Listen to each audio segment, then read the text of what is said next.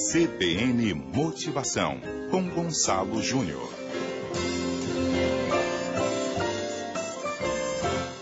Quinta-feira é dia da nossa coluna Motivação, com o Gonçalo Pontes, que já está aqui conosco. Mais uma vez é a segunda coluna desta nova fase da CBN, do CBN Cotidiano. Boa tarde, Gonçalo. Boa tarde, Bruno. Boa tarde, ouvintes. Hoje nós vamos falar de um assunto muito importante, que é a relação interpessoal no trabalho. É isso, Gonçalo? É isso mesmo, Bruno. Um tema extremamente instigante e vivido diariamente, né, por todos aqueles que laboram, aqueles que trabalham. É aquela questão da relação interpessoal, esse relacionamento durante o tempo de trabalho, né? Que é comum ouvirmos pessoas reclamando, pessoas dizendo que o colega é chato, que a relação é difícil, porque um gosta de frio, o outro gosta de calor, quem mexeu na minha mesa, quem mexeu nas minhas coisas. Essa é a relação interpessoal do trabalho durante o dia a dia. E nessa relação interpessoal, obviamente que uns têm mais necessidade e outros têm menos necessidade. Eu falo isso porque dentro das empresas tem alguém que já tem um pouco mais de tempo, já tem uma vida praticamente estabilizada, e não vou dizer que não liga, né? Ligar, todo mundo liga para aquilo que faz e leva em consideração o que faz. Mas tem um pouco mais de tranquilidade para o dia a dia. Em compensação, tem aquele outro que está numa fase difícil, está começando, está querendo crescer na empresa, tem medo de tudo, se assusta com qualquer coisa. Como é que funciona essa relação? Que às vezes é usada por algumas pessoas até, não vou dizer por mal, mas a pessoa usa como uma arma que está guardada dentro de um bolso, né? Sem dúvida nenhuma, Bruno.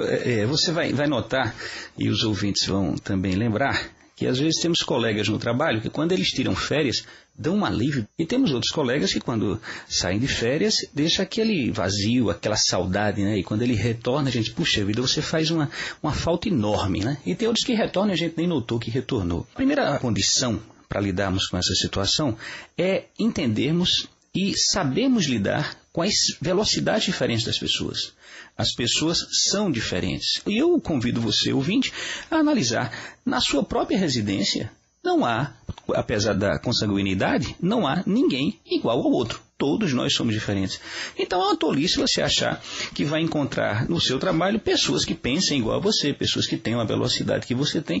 Nós temos colegas de trabalho que às vezes o chefe diz assim, olha, me traz a farinha. Tem aquele colega que leva a farinha, entrega e retorna para o seu lugar sem dar uma palavra. Temos aquele colega que vai perguntar, para que é que o senhor quer a farinha? E temos aquele terceiro colega que leva um bolo, achando que o chefe queria com a farinha fazer o bolo. São velocidades diferentes. Qual é a grandeza de tudo isso? Existe uma bandeira inicial.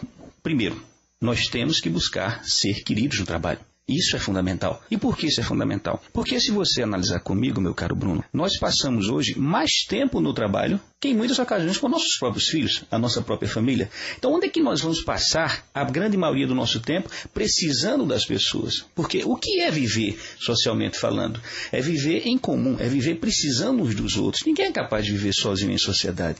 Então, a condição fundamental é buscarmos sermos queridos no trabalho. Durante o nosso trabalho, as pessoas terem vontade de trabalhar conosco. Quais são as grandes vantagens?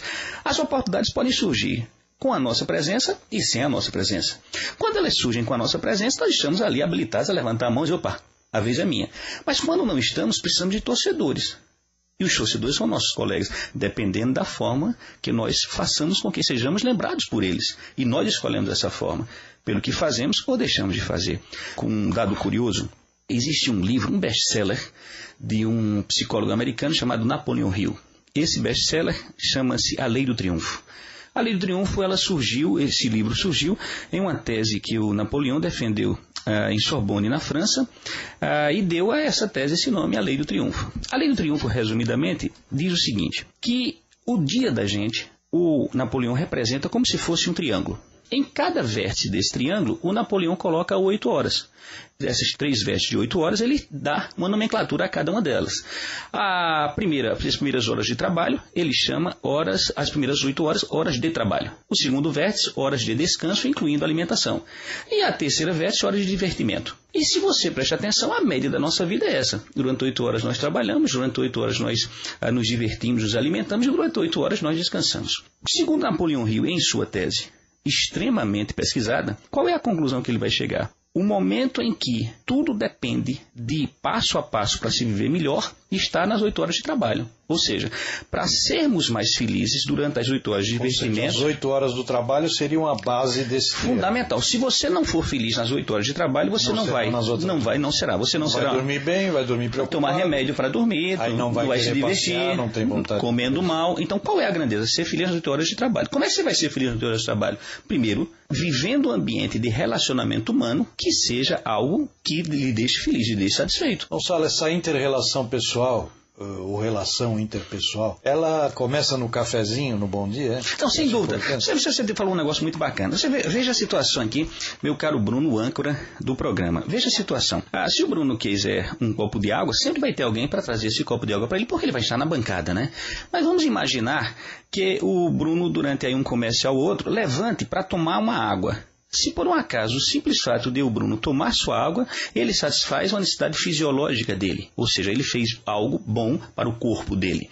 Todavia, para a imagem dele, pouco ele fez. Qual é a proposta para se viver melhor em relação interpessoal no trabalho?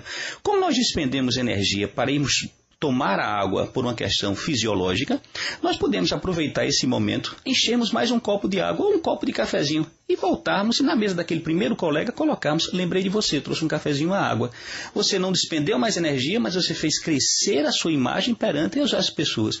Com o passar do tempo você vai ver, meu caro Bruno, que as pessoas vão estar se servindo umas às outras. E isso aglomera, isso agrega valor à relação interpessoal do trabalho, uma resposta imediata do bem-estar, do bem da satisfação. E para a gente concluir, a coluna é de motivação. Isso nada melhor do que a amizade no trabalho para motivar a ter um dia e a expectativa de uma semana, de um mês, enfim, de um ano muito bom no trabalho. Mas como você deve lidar com as pessoas que todas elas são diferentes umas das outras? Existe aquele mais paciencioso que consegue entender que o colega tem um problema, existe aquele mais esquentado que tem o pavio curto, que não aguenta uma resposta que já vem com 2 respostas para cima daquela, existe aquele que escuta, vai raciocinar para depois, de cabeça fria, responder. O que é o mais aconselhável nessas relações? Dominando a estratégia de entender a velocidade das pessoas, você começa a notar que por essas velocidades serem diferentes, consequentemente os comportamentos são. Qual é a chave de tudo para a sua pergunta extremamente inteligente? A adaptação. É você se adaptar com cada realidade. Você lida com colegas que gostam de falar alto. Você lida com colegas que gostam de olhar para baixo. Você lida com colegas que não adianta você pedir que ele sempre vai chegar atrasado. Qual é a grande questão? A adaptação. Buscar desenvolver em você a situação melhor para aquela convivência. Isso vale também para a nossa família. Porque o que é motivação, Bruno? É motivo para ação. Quais são os motivos que você dá às pessoas que estão ao seu redor para terem ações diferenciadas? Em muitas ocasiões, nossos colegas precisam de um bom ouvido. Não dá, Bruno, para a gente estar conversando com um colega, olhando para a tela de um computador ou atendendo no celular. Dê atenção, foco nos olhos. Faça a diferença que você vai ser a diferença. Só para concluir essa coluna interessantíssima, as empresas americanas, pelo menos as mais antigas, elas têm uma determinação da seguinte forma: não existe sala e não existe birô. São salões enormes com centenas de mesas, uma do lado da outra. Então não tem ninguém que está atrás de um birô, atrás de uma sala, ou atrás de um vidro, ou que tem que bater numa porta. Está todo mundo junto ali.